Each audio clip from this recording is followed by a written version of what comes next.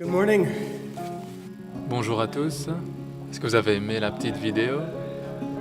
Excusez, il n'y a pas eu d'interprétation pendant la vidéo parce que ça ne se fait pas pendant les vidéos, mais c'était pour nous un événement très important. C'était le premier panel d'enfants issus de la GPA qu'on a eu lors d'une conférence à New York. Il y a déjà beaucoup de panels qui ont été organisés aux États-Unis, des panels avec des enfants issus de couples gays, de couples lesbiens. Mais ici, c'était le premier panel avec des enfants issus de la GPA et c'était vraiment un événement fantastique pour nous. J'aimerais vous souhaiter la bienvenue. J'espère que ce sera la première, un des premiers événements ici. Et il y en a beaucoup. Je m'appelle Anthony Brown, je suis le directeur de Men Having Babies. Est-ce que vous m'entendez? Oui, dans la cabine d'interprétation, je vous entends. Je suis très heureux de voir autant de personnes ici aujourd'hui. Je suis vraiment content. Pour nous, c'est un événement très important. C'est vraiment un point de référence pour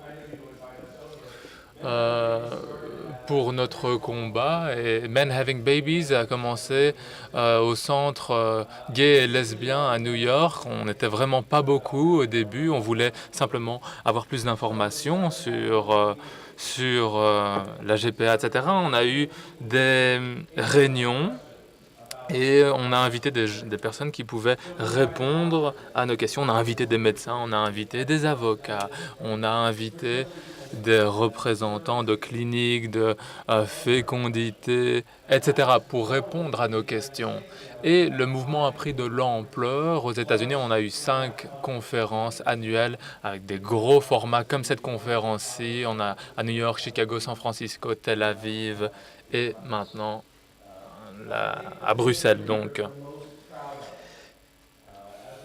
je peux vous dire qu'en tant qu'organisation, c'est important pour nous et il est important aussi d'être une organisation à but non lucratif parce qu'on s'est rendu compte que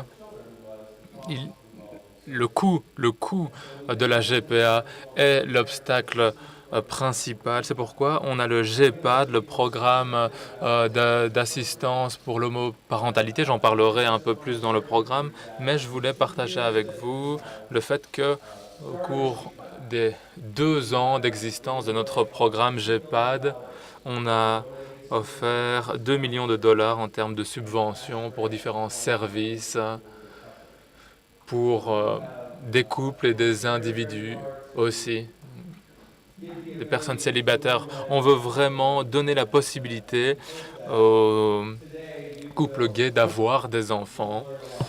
Et j'espère que vous apprendrez beaucoup de choses aujourd'hui. Peut-être que vous avez commencé cette journée comme n'importe quelle journée, vous avez mis vos vêtements, vous avez déjeuné, etc. Mais j'espère que d'ici à la fin de cette journée, votre vie aura changé.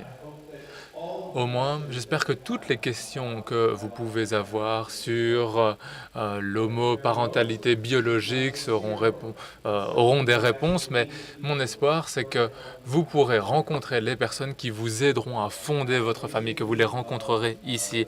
On a vraiment un groupe de sponsors très important sans qui on ne pourrait pas organiser cet événement. Et on aura une exposition un peu plus tard, vous aurez la possibilité de parler avec eux. Mais je dois vous dire que vous recevrez beaucoup d'informations complexes, juridiques, médicales. Et la décision d'avoir un enfant est vraiment une décision personnelle. Et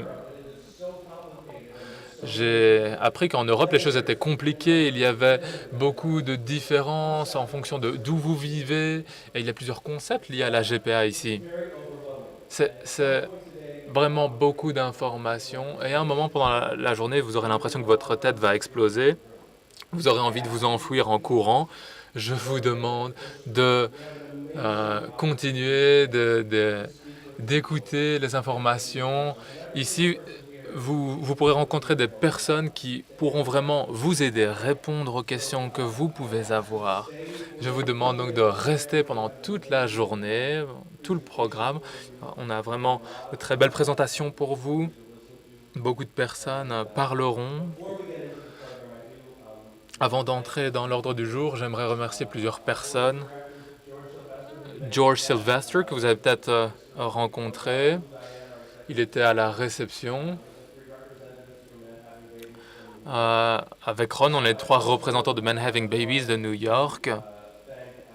J'aimerais aussi remercier Marc, Sarah,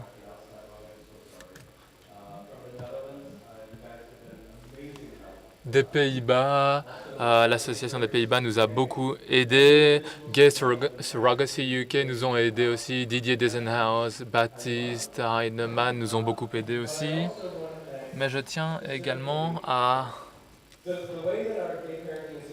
dire une chose sur notre programme d'homoparentalité. Nos sponsors nous donnent de l'argent, mais cet argent est réinjecté dans ce programme d'homoparentalité. On peut vraiment vous donner des subventions pour différents services. C'est pourquoi il y a des personnes que je voudrais remercier, Worldwide, des spécialistes de l'homoparentalité, Northwest Surrogacy Center, IARC, Organ Reproductive Centers and Fertility Center of Las Vegas. Et je vous encourage à parler, à poser des questions et demander aux intervenants s'ils font partie de JPAD. Et s'ils ne font pas partie de notre programme, invitez-les à faire partie de ce programme. Ensuite, un autre point. Beaucoup d'entre vous êtes liés à des associations qui représentent des couples gays ou des parents gays dans vos propres pays. Nous avons besoin de votre aide pour faire en sorte que JPAD soit bien lancé en Europe. On a besoin de personnes qui soient impliquées dans le processus du GPAP, donc ce programme d'homoparentalité. On va voir comment on peut faire tout ça ensemble, mais gardez bien ça à l'esprit. Parler de notre organisation et si nous pouvons vous aider, vous apporter des subventions, ce sera un honneur pour nous. J'aimerais vous présenter notre directeur exécutif, Ron, qui est responsable de la moitié des enfants nés de la GPA pour les homosexuels à New York. Sans lui, je peux vous dire que Men Having Babies n'existerait pas. Une salle d'applaudissements pour Ron. I think what Anthony just said,